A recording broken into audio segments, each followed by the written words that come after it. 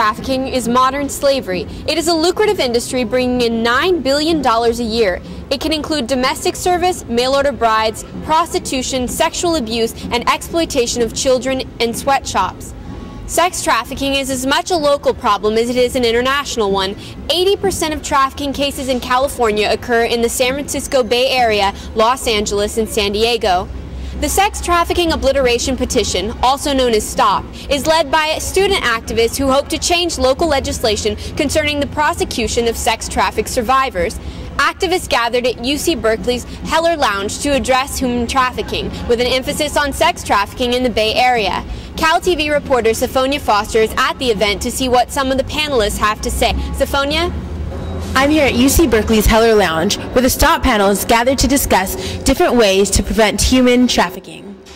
Survivors of trafficking, when they come into our program, we might work with them within the shelter as in-shelter residents. We also work with them as kind of off-site or out-of-shelter, outside cases. They need services that are culturally competent, language accessible.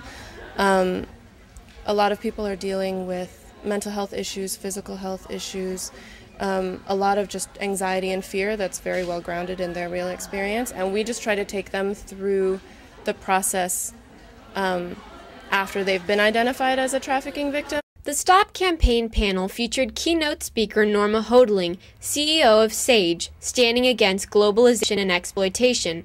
She told her story of being a former prostitute, and she shared her experience of working with sex trafficking survivors.